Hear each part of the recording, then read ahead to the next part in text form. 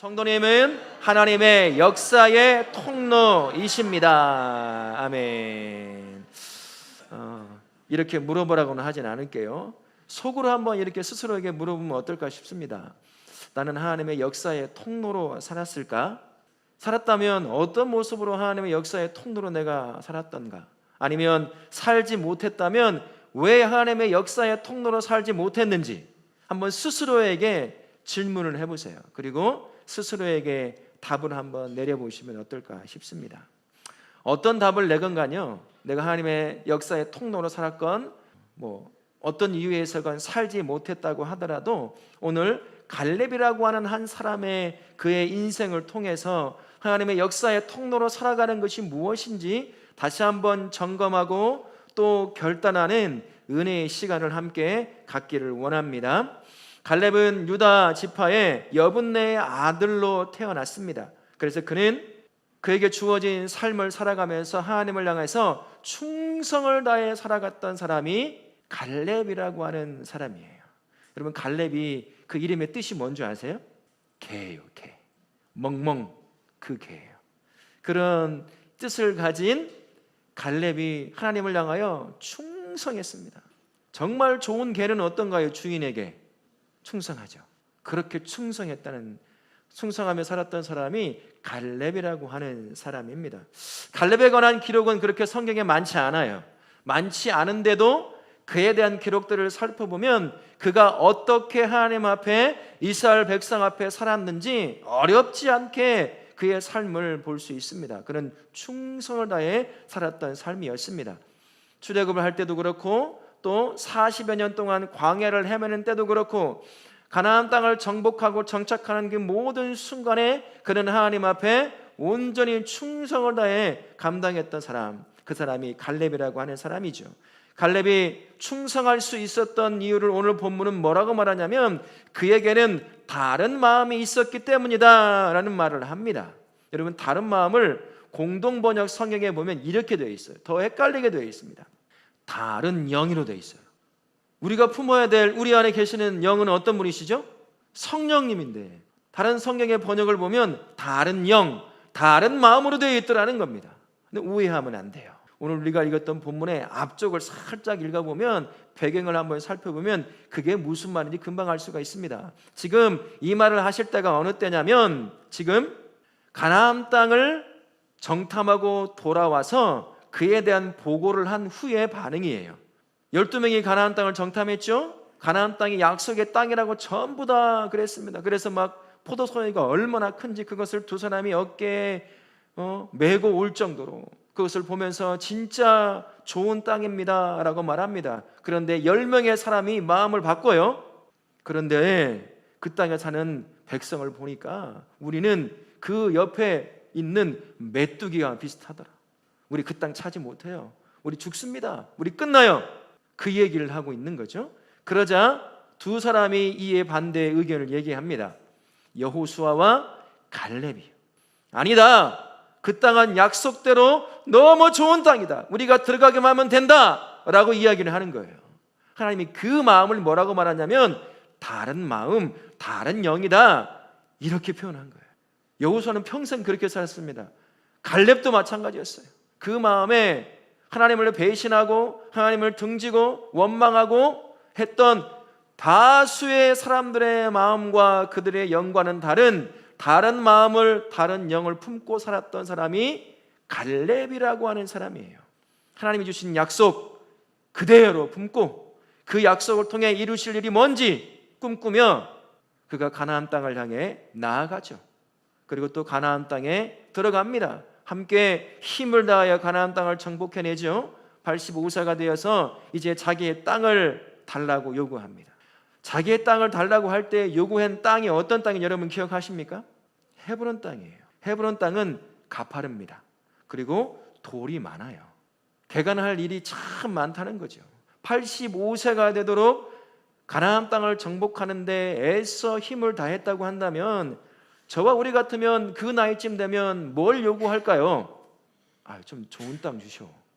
나 85세에 칼 들 힘도 없는데 아무리 약속했다고 해도 내가 어떻게 그 땅을 찾아오겠습니까? 그랬을 겁니다. 아니면 후손들이 이제 아버지 힘드시게 다른 족속들이 가나안 땅 차지하는 걸 도와주었으니 여호수아에게 가서 좀 다른 땅 편하게 쉴 수 있는 땅 좀 요구하면 어떻겠어요? 라고 말할 수도 있었을 거예요. 그런데 갈렙은 그러지 않습니다. 딱 모든 것 애지간하게 다 끝내놓고 다른 사람들을 돕는 것을 끝내놓고 그가 85세가 되었을 때 기억하는 거죠. 우리 하나님이 나에게 주시기로 한 땅이 헤브론 땅인데 그 땅 이제 나한테 주라. 나 이제 그 땅 정복하러 가야 되겠다 라고 이야기합니다. 85세가 되어서 우리 교회에 85세가 되신 분은 없어요. 그죠? 85세가 칼을 들고 자기보다 30cm, 50cm 이상 큰 젊은 전사들과 싸워야 한다니 이게 말이 됩니까? 그런데 여호수아는 전혀 상관하지 않았습니다. 그 땅이 좋지도 않아요. 공격하는 사람들은 굉장히 불리합니다. 밑에서 위로 올라가야 되니까. 근데 방어하는 사람들은 어떨까요? 위에서 돌만 던져도 돼요. 맞아서 죽으니까 돌 하나 맞으면. 그 땅입니다. 그 땅을 85세가 된 노인이 칼을 빼들고 나가겠다는 것이죠. 왜 그랬을까요? 갈렙의 마음에는 하나님의 마음이 가득 채워져 있었습니다. 처음부터 약속을 기반으로 한 그 땅에 왜 우리가 들어가고 정착해야 하는지에 대한 그 하나님의 마음이 가득 채워져 있었어요. 그것을 바라보는, 약속의 땅을 바라보는 특별한 눈을 갖게 했습니다. 다른 사람들은 약속의 땅을 어떻게 봤습니까? 10명의 정탐꾼과 그들의 말에 마음이 통일됐던 대다수의 이스라엘 백성들은 다른 눈으로 가나안 땅을 바라봤어요. 그래서 딱 2명만 빼놓고 광야사들은 어떻게 됐죠? 다 죽었어요. 가나안 땅에 못 들어가고 심지어 모세도 못 들어갔습니다. 근데 2명만, 그 중에 1명이 갈렙 아니겠습니까? 그는 약속의 땅을 약속으로 바라보는 눈을 갖고 있었어요. 마음에 하나님의 마음으로 채워져 있었기 때문인 거죠. 그러니까 아무리 큰 적들이 있고 가파르고 돌이 있어도 그 땅을 바라볼 때 어떤 땅으로 바라볼까요? 무슨 땅으로 바라봅니까? 약속의 땅으로 보는 거예요. 돌이 있건 적이 있건 상관이 없어요. 약속의 땅으로 바라보는 그 순간 그 땅은 누구의 땅이 되는 겁니까? 자기 땅이 되는 거예요. 약속 받았으니까. 지금껏 가나안 땅을 정복할 때 아무리 큰 아낙 족속이 있어도 약속대로 모든 족속이 다 자기 땅을 차지했습니다. 광야에서도 하나님의 그러한 역사를 경험했고 갈렙은 지금까지 85세가 될 때까지 그 하나님이 약속을 어떻게 지키는지 온몸으로 경험한 사람이에요. 그러다 보니까 가파르고 돌이 있고 여전히 남아서 끊임없이 저항하는 아낙 자손과 같은 거대한 민족이 있다고 하더라도 아무런 문제가 되지 않는 거예요. 왜요? 약속의 땅은 반드시 하나님이 나에게 주실 것이기 때문에 내가 그걸 믿고 칼을 들고 나아가기만 하면 되는 거죠. 가나안 땅 정복할 때 처음 경험했잖아요. 거대한 여리고성 피 한 방울 흘리지 않고 무너뜨렸습니다. 그걸 경험했던 갈렙에게는 그냥 약속의 땅은 돌이 많건 적이 많건 가파르건 상관이 없어요. 다 그냥 약속의 땅인 거예요. 하나님이 차지하게 하셔서 차지하면 그 땅은 살 땅으로 된다는 걸 아는 거죠. 그러니 어떤 땅을 차지해도 어떤 땅을 준다고 해도 아무런 문제가 없는 거예요. 그런데 다수의 사람들은 그 눈이 없었습니다. 그 마음에 하나님의 마음이 없으니까 그 눈이 안 만들어지는 거예요. 그러니 가서 먹어보고 보고 들고 온 그 엄청난 과일들을 보면서도 그의 입에서는 무슨 말이 나오느냐? 그 땅은 우리를 죽이는 땅이라고 얘기하는 거예요. 근데 갈렙은 그렇지 않았다는 거죠. 그의 마음에 하나님의 마음이 가득 채워지니까 그런 마음을 가지고 그 땅을 차지하는 겁니다. 그가 살아왔던 삶의 모든 문제들은 아무 문제가 안 됐어요. 열정을 가지고 하나님 주신 마음이 이끄는 대로 영적 야성을 통하여 그가 85세가 되는 그 순간에도 전쟁을 나갈 정도가 된 거죠. 그런데 그 갈렙에게는 한 가지 단점 하나가 있었습니다. 성경은 그를 두고 아주 간단하게 설명을 하죠. 유다 지파 누구의 아들이라고 얘기합니까? 네? 여분네의 아들이라고. 유다 지파 여분네의 아들이라고 얘기하는데 성경의 다른 곳에 보면 그의 조상의 이름이 그나스라고 하는 사람이 나와요. 그나스는 어느 나라 사람이냐면 에돔 사람 중에 한 명이에요. 에돔의 족장들 중에 한 명이었습니다. 다른 말로 하면 갈렙이라고 하는 사람은 정통 이스라엘 백성이 아니었던 거죠. 갈렙은 에돔의 후손이었던 거예요. 어떻게 됐는지는 모르지만 그 에돔의 후손이 이스라엘 백성의 한 일원이 된 겁니다. 유다 지파의 한 사람이 된 거죠. 그의 후손으로 갈렙이 나왔어요. 사람들이 그랬을 겁니다. 선민의식이 강한 이스라엘 백성들, 조상이 이스라엘 사람들이 아닌 사람들을 어떻게 대했을까요? 좋은 눈으로 대했을까요? 아무 문제가 없으면 별 상관이 없습니다. 그러나 문제가 발생하면 그 숨겨두었던 그것이 끌어오르는 거죠. 그래서 가나안 땅을 향한 10명의 정탐꾼과 다른 보고를 한 갈렙을 두고 아마 이들은 분노했을 거예요. 저 에돔의 후손이 우리를 가나안 땅에 들어가 죽게 만들려고 하는 거 아니야? 이런 얘기를 했을 수도 있습니다. 그러다가 한참 후에 이제 가나안 땅을 가는 그 길에 에돔 백성이 살아가는 그 땅을 건너가야 할 때가 있었어요. 그러면 훨씬 빨리 가나안 땅에 갈 수 있었으니까요. 그러면 에돔의 족속들이 알고 보면 먼 친척 아닙니까? 그죠? 에돔은 에서의 후손들이니까 말이죠. 그런데 간곡한 부탁에도 이스라엘 백성이 자기 땅 전향하게 하지 않아요. 먼 길을 돌아갑니다. 힘들게. 이때 누구에게 불평했을까요? 갈렙과 같은 에돔의 후손들, 그 사람들에게 야, 네 조상들은 왜 그러냐? 너도 혹시 그런 사람 아니야? 배신할 사람 아니냐? 얼마든지 하고도 남을 사람들입니다. 선민의식이 지독하게도 강한 사람들이었기 때문이에요.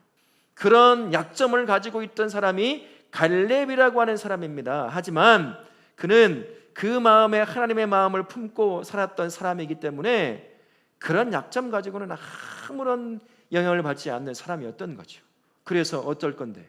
나는 하나님을 믿는 사람인데 내 조상이 에돔이건 나는 상관없어. 내 안에 하나님이 주신 약속이 있고 나는 그 약속을 쫓아 이끄는 대로 살아가는 삶이니까. 그러니까 아무리 그런 것 같고 뭐라고 한다고 하더라도 겁먹을 사람이 아닌 거죠. 그 안에 하나님의 마음이 주는 야성이 있었기 때문에, 영적 야성이 있었기 때문에 85세가 되는 그 나이에도 자기에게 주어진 약속대로 주어진 땅을 차지하겠다고 누구나 다 말렸을 그 나이를 뒤로 하고 앞으로 나아가게 되는 거죠. 이런 영적 야성으로 살아갔던 갈렙이 저와 우리에게 가르쳐주는 것 한 가지입니다.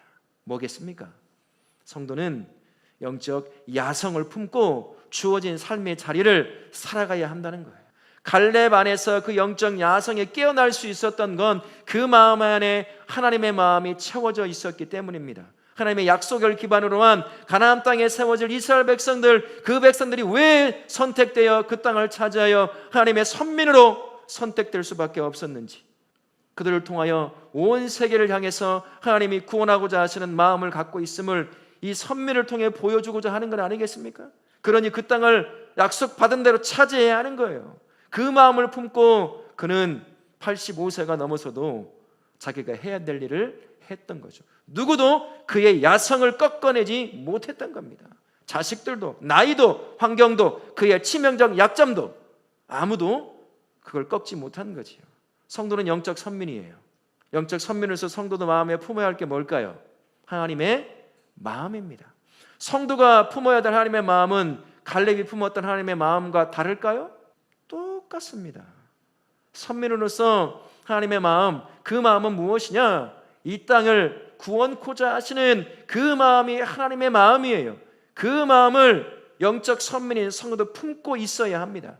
그 마음이, 그 하나님의 마음이 성도에게 영적인 능력이 되는 거예요. 야성이 되기 시작하는 겁니다. 갈렙이 그랬던 것처럼 말이죠. 그 마음을 품을 때 그게 나에게 능력이 돼요. 성도가 성도로 살아갈 능력이 되어준다라는 것입니다. 그래서 우리는 영적으로 그냥 구원을 조금 누리는, 구원의 기쁨을 누리는 존재로만 살아가면 안 돼요. 이제 하나님을 보여주는 사람으로 살아가야 될 것이 성도입니다. 우리가 구원받은 이유가 뭐예요? 너 잘 먹고 잘 살려고만 구원받은 건가요? 건강하게 살아가게 하려고요? 그것도 포함되죠. 그러나 궁극적 목적이 뭡니까?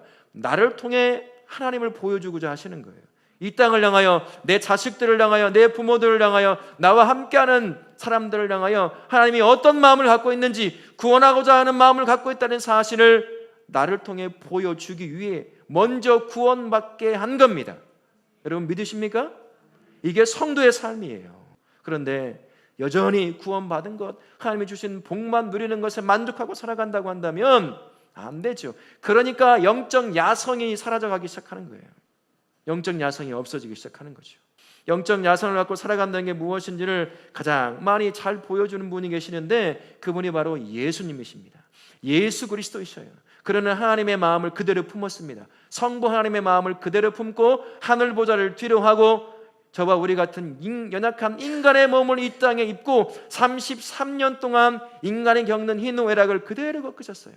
그리고 끝내 십자가라고 하는 극악한 죽음까지도 순종을 했던 사람. 왜요? 무엇 하려고요? 그의 마음에 품겨져 있는 우리 같은 죄인들, 세상을 구원하고자 하시는 성부 하나님의 마음을 살아내기 위해서 십자가를 통해 이뤄내십니다. 그리고 부활을 통해서 완성해내셔요. 하나님의 마음을 가지고 살아간다는 게 무엇인지 정확하고 명확하고 완벽하게 보여주는 그 삶을 사신 분이 예수 그리스도예요. 그분이 33년 동안 살아가는 동안 얼마나 많은 위협과 어려움을 당했습니까? 그런데도 그분은 꺾이지 않았어요. 물론 십자가를 지기 전에 인간의 몸을 입고 있기 때문에 그 십자가 죽음이 주는 고통과 두려움과 염려가 있어서 기도하며 하나님의 도움을 구한 적은 있었죠. 그러나 끝내 그를 꺾지는 못했습니다.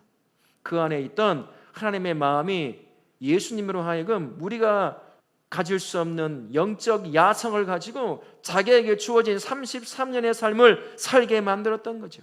갈렙도 그렇고 예수님도 그렇고 그렇게 살 수밖에 없게 만든 게 무엇이라는 얘기입니까? 그 마음에 채워진 하나님의 마음 때문이라는 거예요. 세상을 구원하고자 하시는 그 마음을 품으니 그게 능력이 되어지는 거죠. 그게 우리 안에서 영적 야성의 힘으로 드러나기 시작하는 겁니다. 성도는 그래서 그냥 구원의 은혜를 누리며 사는 존재가 아니에요.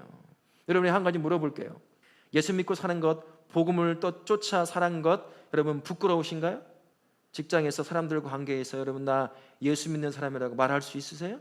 사람들과 함께 모여서 식사할 때 기도할 수 있습니까? 교회 가자고 말할 수 있나요? 여러분이 믿는 예수님을 쫓아 살아가는 삶의 부분, 내 어깨에 짊어질 수 없는 무게를 지고 가는 것처럼 느껴집니까? 아유 뭐 이렇게 하라는 게 많어.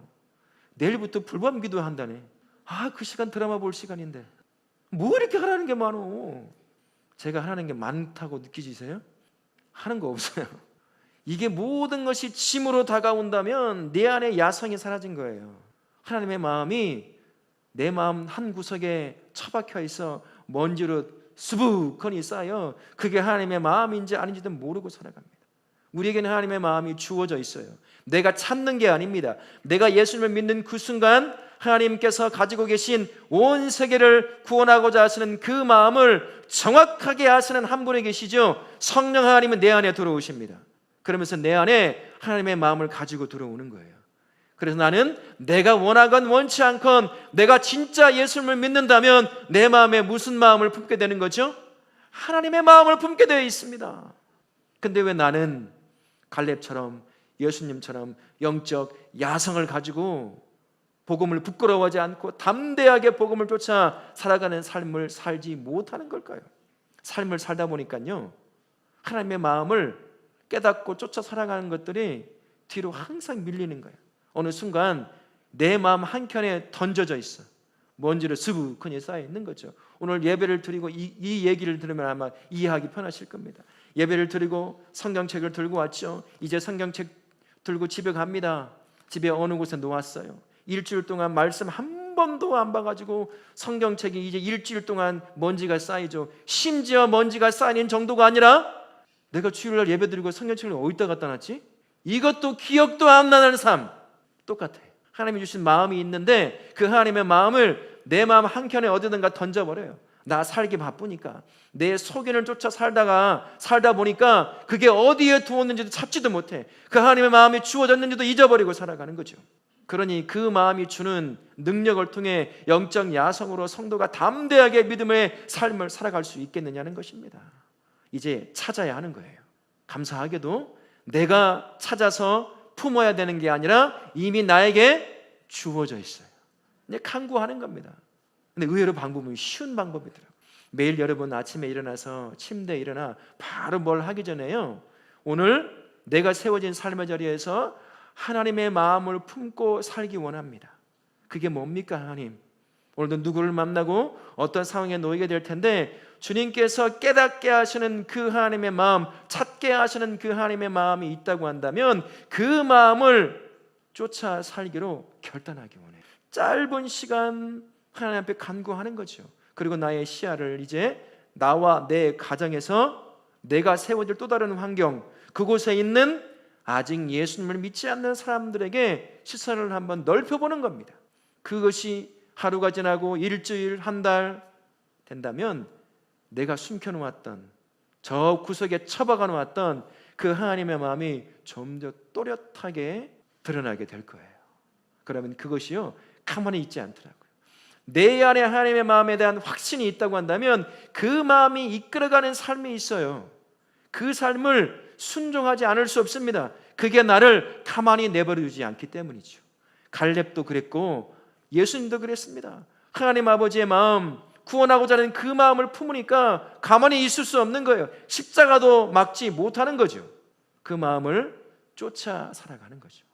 갈렙은 그의 마음에 품었던 하나님의 마음을 어떻게 쫓아갔다고 얘기합니까? 온전히 따랐다고 얘기해요. 우리 안에도 발견되어지는 그 하나님의 마음이 있다고 한다면 그 마음이 이끌어가는 삶, 그게 남들 눈에 띄지 않을 수도 있습니다. 그 삶을 온전히 쫓아가면 되는 거예요.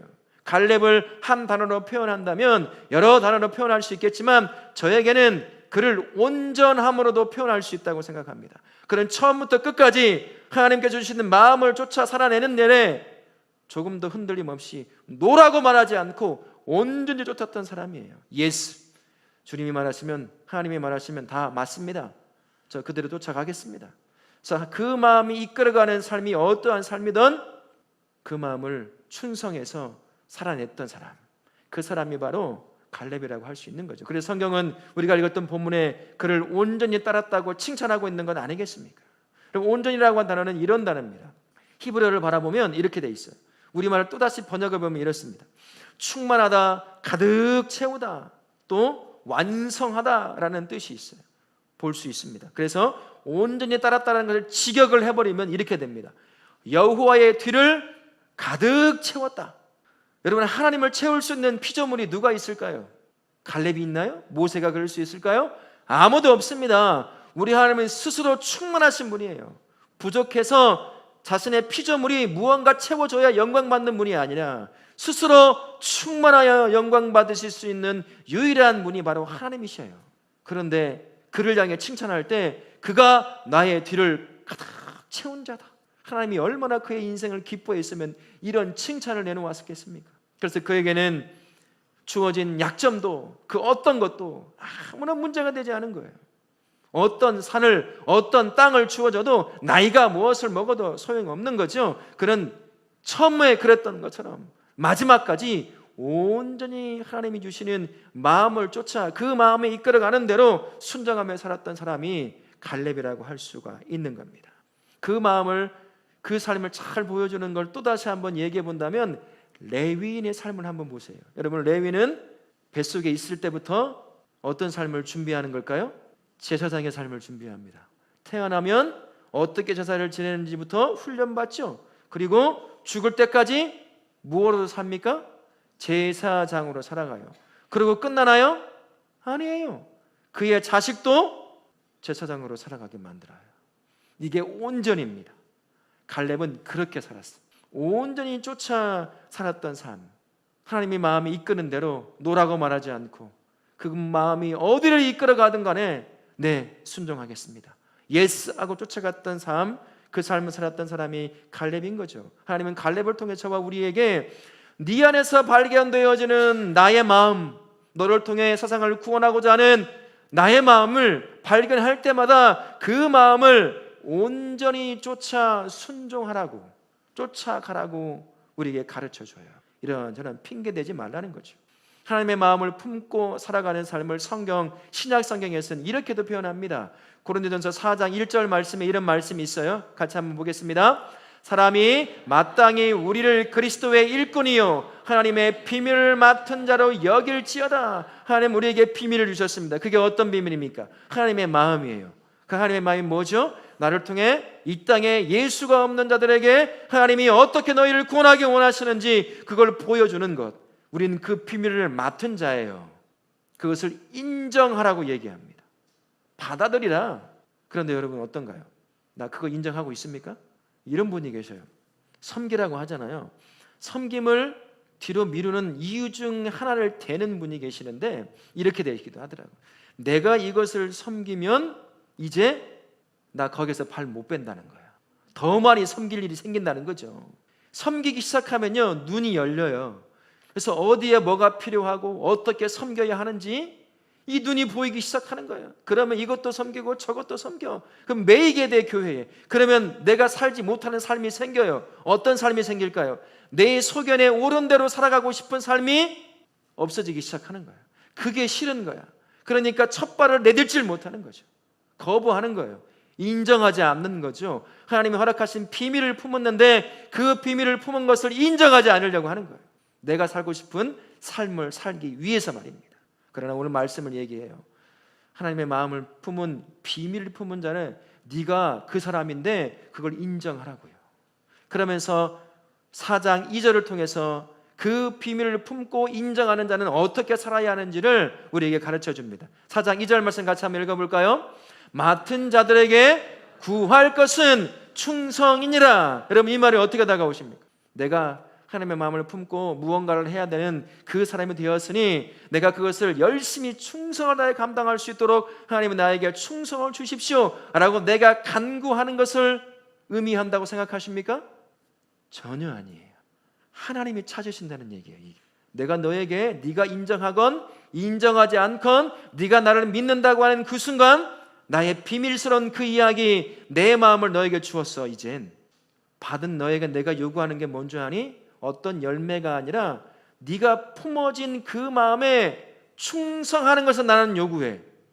여러분 모두에게 그걸 요구하신다는 거예요. 내가 예수 믿는다고 하면 하나님이 나에게 충성을 요구한다는 겁니다. 이것을 좀 더 이해할 수 있으려고 한다면 주인과 청지기의 비유를 한번 생각해 보십시오. 청지기는 주인이 주는 것을 가지고 열심히 충성해야 하는 사람입니다. 가꿀 뿐만 아니라 그것을 가지고 투자도 하면서 무언가를 해야 돼요. 근데 달란트 비유를 보면 그 주인이 종들에게 주면서 열매를 요구하지 않아요. 그냥 그것을 줍니다. 가서 열심히 무언가를 해보라고. 그런데 그 중에 한 사람이 한 달란트 받은 사람이 어떻게 하죠? 그것을 가지고 가서 장사해서 잃어버릴까 봐 그냥 땅속에 파묻어둬요. 야, 이대로 하나도 손해보지 않고 그대로 주인에게 주면 주인이 기뻐하겠지라는 마음을 가지고. 그런데 어떤 일이 발생하죠? 혼나요. 한 달란트 빼앗깁니다. 그리고 5달란트 받은 자에게 줘버리라고 하고 내쫓아버리라고 해요. 아니 하나도 잃어버리지 않았는데. 청지기에게 주인이 요구하는 게 뭐였겠어요?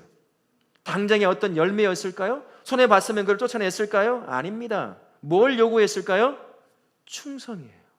충성을 다해서 맡겨진 그것을 투자하고 뭐하고 장사하면서 남길 수도 있고 못 남길 수도 있는데 그 일을 하라고 맡겼는데 충성하지 않고 그것을 숨겨둔 거예요. 그래서 그걸 가지고 징계를 내리시는 거예요. 저와 우리에게도 마찬가지예요. 내가 진짜 예수 믿는 사람이라고 한다면 여러분 마음에 여러분이 인정하건 인정하지 않건 그 마음 안에 하나님의 비밀인 그 마음이 주어져 있습니다. 그런데 우리에게 하나님이 요구하시는 것이 있죠.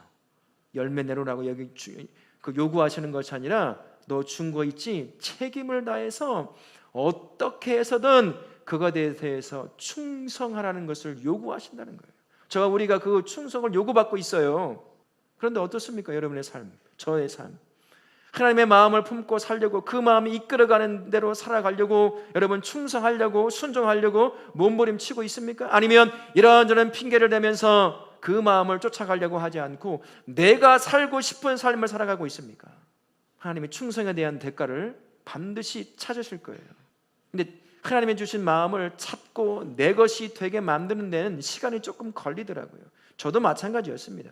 하나님의 마음을 머릿속으로 이해하는 것을 이야기하는 게 아니에요. 구원하고자 하시는 그 마음을 머리는 다 이해하겠죠. 머리로 이해하지 못하는 사람이 어디 있겠습니까? 그러나 그것을 쫓아 살아내는 것이 진정한 이해 아니겠습니까? 그런데 우리의 몸은 어떤가요? 우리의 삶은 어때요? 머리로 이해한 만큼 그 하나님의 마음을 쫓아 살지 않잖아요. 그래서 하나님께 시간을 주시는 것 같아 보입니다. 조금씩 찾게 하시는 거예요. 그래서 그것을 찾은 만큼 충성스럽게 살아내는 거죠. 그게 섬김일 수도 있고, 그 목사로서 나아가는 길일 수도 있고, 선교사로 나아가는 길일 수도 있고, 다양하게 우리에게 올 수 있습니다. 여러분에게 주어진 것들을 가지고 내가 살아가는 삶의 현장에서 하나님의 마음을 깨닫게 하는 그 부분에 충성을 다하면 되는 거예요. 어떻게 하면 될까요? 여러분에게 주신 시간이 있어요. 24시간이라고 하는 시간. 온통 나만을 위해 쓸 수는 없는 거죠. 때여 하나님이 기뻐하시는 하나님의 마음을 보여줄 수 있는 그 시간으로 쓰는 거예요. 전도하자면 시간 되신 분 오는 거죠. 여러분에게 주어진 하나님이 허락하신 작은 물질, 그 물질을 조금 떼어서 하나님의 마음을 보여줄 수 있는 도구를 쓰는 겁니다. 직장에 가면 이런저런 삶의 문제 때문에 어려운 사람 당하는 어려움 가운데 있는 분들이 있겠죠. 그럼 뭘 하면 좋을까요? 이런 생각이 들어요. 점심 먹고 시원한 냉커피 하나 사가지고 잠깐 이야기하자고 하면서 주며 얼굴색이 안 좋은데 무슨 문제가 있냐고, 내가 큰 도움은 안 되겠지만 혹시 모르니까 한번 얘기해 볼 수 있어요. 그러니까 자연스럽게 내가 쓰고 있는 커피값 6,000원 정도? 6,000원도 안 나가죠? 어디가 벤티인가요? 뭐 어딘가요? 거기 사면 얼마짜리 살 수 있나요? 3,000원이면 하나 사나요? 사가지고 작지만 그들에게 위로의 말도 전하고 격려의 말도 전하고, 또는 누구에게 말 못해서 소가리를 앓고 있는 삶의 문제를 두고 한 번쯤 들어준다면 그게 하나님의 마음을 보여주는 건 아니겠습니까? 우리 하나님이 네가 목사가 되라, 선교사가 되라 다 그렇게 요구하지 않는다는 겁니다. 너에게 준 시간, 내가 너에게 허락한 작은 물질, 너에게 준 눈물, 너에게 준 가슴, 그것으로 구원코자 하신 하나님을 보여주라는 거예요. 들려주라는 거죠. 내가 가진 그 작은 것을 가지고 말입니다. 그게 내 마음에 주어진 하나님의 마음을 온전히 이해하고 그 마음이 이끌어가는 작은 삶의 충성인 거예요. 우리 하나님이 그걸 요구한다는 겁니다. 그런데 여러분 어떤가요? 우리 이것 하나도 못해요. 시간도 쓰려고 하지도 않습니다. 작은 커피값 하나도 쓰려고 하지 않아요. 온통 나와 내 가족에게만 마음이 열려 있는 거죠. 그러니 그 마음이 보여지겠습니까? 그 나에게 심겨진 하나님의 마음이 발견되어지고 그것이 내 능력이 되어서 영적 야성이 되어 나로 하여금 성도답게 살아가는 능력이 되겠느냐는 거죠. 안 된다는 거예요. 그러니 여러분 이 시간, 그리고 이 한 주간, 평생 여러분에게 주어진 작은 것들 있죠. 그걸 일정량 떼어서 그 누군가에게 하나님을 보여주는 도구로, 선한 도구로 여러분 쓰실 수 있길 바라요. 하나님은 그것을 통해서 여러분의 잠자고 있는 영적 야성을 깨어낼 겁니다. 그러면 내가 예수 믿고 살아가는 것이 아무런 능력 없는 삶이 아니라 엄청난 능력의 통로가 될 줄로 믿습니다. 이 한 주간 평생 여러분의 마음에 숨겨져 있고 먼지로 뒤덮여 있는 그 하나님의 마음을 다시 간구함으로 말미암아 그 마음을 찾아 그 마음이 주는 능력을 힘입어 이 한 주간도 내가 예수 믿는 것도 부끄러워서 숨기고 예수 믿는 게 너무나 큰 부담이 되어서 아무것도 하려고 하지 않는 그 모든 삶을 뒤로하고 작지만 발견한 그 하나님의 마음이 이끄는 대로 작은 시간을, 또는 내가 가지고 있는 작은 물질을, 또 내가 흘릴 수 있는 작은 눈물과 내 입으로 전할 수 있는 작은 위로의 말, 격려의 말로 그 구원하고자 하시는 하나님의 마음을 누군가에게 흘려보내고 보여주는 복된 성도들 되시기를 예수님의 이름으로 축원합니다. 아멘.